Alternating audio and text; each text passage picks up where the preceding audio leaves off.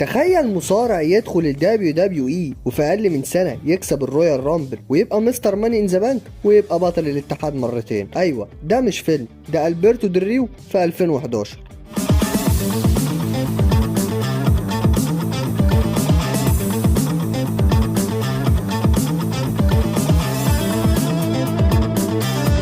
دريو الناس كانت لسه شايفاه وجه جديد في الدبليو دبليو اي، لكنه في 2011 بقى واحد من اخطر واكبر نجوم الاتحاد. دي كانت سنه البرتو دريو الذهبي اللي نقل فيه نفسه من مجرد مصارع مكسيكي جاي من الاف سي دبليو الى الدبليو دبليو اي وملك الرويال رامبل ومستر ماني ان ذا بانك كمان. ففي الفيديو ده هنرجع مع بعض لاهم انجازاته في السنه ديت اللي غيرت حياته. في يناير 2011 الدبليو دبليو اي عملت اكبر رويال رامبل في التاريخ ساعتها بمشاركه 40 مصارع. البرتو دريو دخل رقم 38، استغل ده وفضل يطلع اللي على الحلبة واحد ورا التاني لحد ما قدر يحقق المفاجأة ويكسب الرويال رامبل قدام الجمهور، مع انه ما كانش مرشح خالص. كل الناس داخله ومفكره ان سي ام بانك هيفوز بيها، لكن دريو بيحقق المفاجاه. المهم اللحظه ديت كانت الشراره، ومن اول ما ريكاردو قال اسمه في الرويال رامبل والناس خلاص فهمت ان في نجم جديد بيطلع بسرعه الصاروخ وبياخد دفعات كبيره جدا. طب ليه دريو هو اللي يفوز بالرويال رامبل مش حد تاني؟ اول سبب هو دفع نجم جديد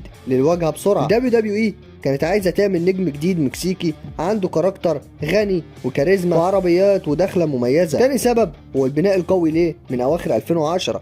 البرتو كان داخل في عداوات قويه مع ري ميستيريو وغيره في اواخر سنه 2010، فده جهزوا للجمهور على انه خطر حقيقي. وتالت سبب هو توسيع السوق المكسيكي. الاتحاد كان عايز يكبر في السوق اللاتيني والمكسيكي، فانهم ان هم يختاروا بطل من اصول مكسيكيه فده بيساعد في الانتشار اكتر. اما دخول المتاخر كان رساله واضحه انه هيل ذكي عارف يستغل الفرص. طب ايه اللي حصل بعد الفوز بالرويال رامبل؟ اول حاجه خد فرصه على لقب العالم في ريسل مانيا 27 ودخل في عداوه قويه مع ايدج وكريستيان، اتحط مع اساطير كبيره عشان الجماهير تصدق شخصيته الهيل. بعد الرويال رامبل بقى اسمه على طول في التترات الكبيره والبروموهات، مش مجرد مصارع 100 كارد وكده. والفوز ده كان حجر الاساس اللي خلى الجمهور يصدق اللي هيحصل بعد كده. بس الجمهور كان مصدوم ان مصارع جديد فاز على اسماء كبيره وتقيله زي سينا وبيك شو وكين وبانك واورتن وغيرهم، فبعد كل ده بقى ترند هناك في عالم المصارعه. المهم دريو اختار ينافس على لقب الورلد هيفي ويت ضد ايدج في راسل مانيا 27، ورغم كل البناء الجامد والهايب ده خسر المباراه. لكن الخساره ديت كانت بدايه مش نهايه خالص، لانه فضل في الصوره الرئيسيه بعد المانيا، وظهوره في العداوه مع ايدج وكريستيان خلاه يكسب خبره اكبر قدام اساطير. يعني حتى هو خسران في راسل مانيا كان واضح ان هو مشروع بطل عالم جاي في السكه. شكله وحضوره ودخلته وكل حاجه كانت بتوحي ده. طب ليه دريو اختار ان هو يواجه ايدج على لقب العالم وما اختارش ذا ميز، مع ان طريق ميز كان اسهل وارحم بكتير؟ بص، دريو فاز بالرامبل فطبيعي انه يختار اكبر لقب في اكبر عالم. وقتها لقب الورلد هيفي ويت مع ايدج كان مين ايفنت وليه هيبه اكتر من لقب الدبليو دبليو اي اللي كان مع ذا ميز. والدبليو دبليو اي كانت عايزه تحط دريو قدام ايدج عشان ياخد من خبرته ويحسسه الجمهور ان هو نجم بنفس المستوى. والمواجهه مع ايدج في راسل مانيا معناها مشاهدات رهيبه قدام الملايين، وده رفع قيمته جدا عند الجمهور. ومجرد وضعه في مباراة لقب العالم في راسل مانيا ده دليل انهم شايفينه مشروع بطل كبير حتى قبل ما يكسب اللقب. طب ايه اللي حصل بعد خسارته في راسل مانيا؟ اول حاجه استمرار عداوته مع كريستيان. بعد اعتزال ايدج المفاجئ بسبب الاصابه الثقيله اللي جات له، دريو دخل في عداوه مباشره مع كريستيان على لقب العالم، وده خلى اسمه موجود في القمه. ورغم ان هو خسر لكن ده زود المصداقيه اكتر، وانك مش بتحرقه بدري قوي. كسبت الرامبل تمام، خد بقى ماتش وعداوه قويه على لقب العالم ضد اسطوره زي ايدج. طب هكسب؟ لا طبعا.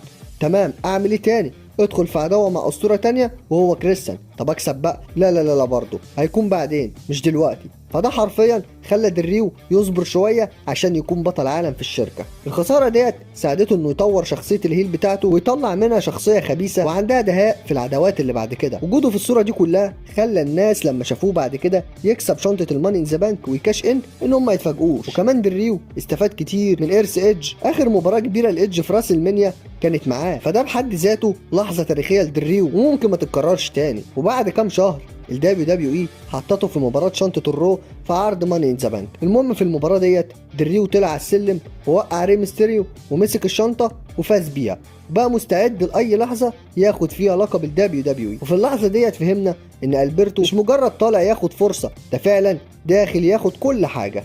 لان صعب جدا انك تفوز بالرويال رامبل والشنطه كمان في نفس السنه. دلوقتي نسال نفسنا سؤال، ليه الدبليو دبليو اي حطت البرتو ديل ريو في ماني ان ذا بانك 2011 وخلته يفوز بيها كمان؟ اول سبب هو تكمله الدفعات القويه اللي كان بياخدها من اول السنه. بعد الرويال رامبل ومباراه راس المنيا مع ايدج، الدبليو دبليو اي كانت لسه شايفه ان ديل ريو مشروع بطل عالم لازم ياخد دفعه تانية كبيره، وكمان الكاركتر بتاعه كان مناسب جدا لماتش السلالم، هيل بيعرف يستغل الفرص ويخطف الفوز في الاخر. وكمان الشركه كانت عايزه تحافظ على جمهور المكسيك بشكل كبير، وديل ريو كان الاختيار الطبيعي للتوب هيل اللاتيني. واهم سبب هو تاهيله للكاش ان. الدبليو دبليو اي كانت بتجهزه عشان يبقى بطل الاتحاد بعد شويه، والشنطه هي تذكره الوصول. طب ايه اللي حصل بعد فوزه بالشنطه؟ ديل ريو بقى تهديد في اي وقت للبطل اللي اصلا ما كنتش تعرف هو مين بالظبط ساعتها، بانك ولا سينا. وده خلى ديل ريو في الصوره الرئيسيه كل اسبوع، والجمهور بدأ يشوفه كهيل خطير زي ايدج ايام ما كان مستر ماني ذا بانك في 2005، واحد بيستغل الفرص ومش بيتردد خالص. الشنطه خلت العيون كلها عليه وهو بيستعد لاي لحظه يخطف فيها اللقب، خصوصا مع ستوري لاين كبيره كانت شغاله بين سي ام بانك وجون سينا. فوزه بالشنطه كان حجر الاساس لواحده من اشهر كاش انز في التاريخ اللي حصلت بعد كده في سمر اسلام 2011، وبعدها بقى بطل الدبليو دبليو اي لاول مره في تاريخه، وبقى مين ايفنتر عرض الرو. بصراحه ده كان تتويج لكل اللي بناه من اول السنه، بس الناس كانت مصدومه. بانك عامل اعظم ستوري لاين في السنه، وفجاه ديل ريو بقى بطل الشركه في نهايه اعظم عرض في الصيف سمر اسلام. وفي سبتمبر خسر اللقب قدام جون سينا، بس رجع تاني في هيل الناسيل وفاز باللقب للمره الثانيه قدام بانك وسينا في مباراه الهيل الناسيل الثلاثيه الشهيره، اللي كانت اول مباراه هيل الناسيل تكون تريبل ثريت ماتش. حافظ على اللقب لفتره وبقى واجه اساسي في عرض الرو. بعد كده بيروح يواجه جون سينا في عرض فينجنس في مباراة من نوع لاست مان ستاندينج، ويقدر انه يفوز بالمباراة ويحافظ على لقبه كمان. ولكن بعد كده بيخسر اللقب قدام سي ام بانك في عرض سرفايفر سيريس، ومن هنا تبدأ اسطورة ال 434 يوم مع البيست ان ذا وورلد سي ام بانك. اللي حصل في 2011 مش بس القاب، ده اثبات ان الدبليو دبليو اي كانت شايفاه سوبر ستار مين ايفنتر حقيقي. ولو هنقف عند سنه واحده بس في مسيره البرتو ديل ريو، فهتكون السنه ديت هي سنه 2011، السنه اللي فيها كسب الرويال رامبل، الماني ان ذا بانك، وبقى بطل الدبليو دبليو اي مرتين. سنه حطت اسمه في التاريخ وخلته من اسرع النجوم اللي وصلوا للقمه في تاريخ الدبليو دبليو اي. سنه 2011 ما كانتش سنه عاديه، كانت سنه ميلاد نجم اسمه البرتو ديل ريو. من اول الرويال رامبل التاريخي لحد ماني ان ذا بانك والكاش ان وبطوله الدبليو دبليو اي مرتين، الراجل ده عمل اللي الناس بتحتاج تعمله في سنين هو عمله في اقل من 12 شهر. حتى هو خسران في راس المنيا كان واقف على حيله لسه، وحتى لما الكل شك فيه رد عليهم باللقبين اللي خدهم بعد كده. البرتو ديل ريو في 2011 مش بس فاز، ده كتب اسمه في التاريخ بسرعه الصاروخ، وبقى رمز لفكره ان الفرصه لما تيجي لازم تخطفها وتخليها ملكك وما تفوتهاش ابدا. وده الدرس اللي هنفضل فاكرينه من السنه الذهبيه لالبرتو ديل ريو. وبس كده، لو عجبك الفيديو ما تنساش تعمل لايك للفيديو وسبسكرايب للقناه، وتقول لي في الكومنتات عايزين نعمل مسيره مين من المصارعين واي سنه بالظبط. وبس كده خلص الكلام، واحلى سلام.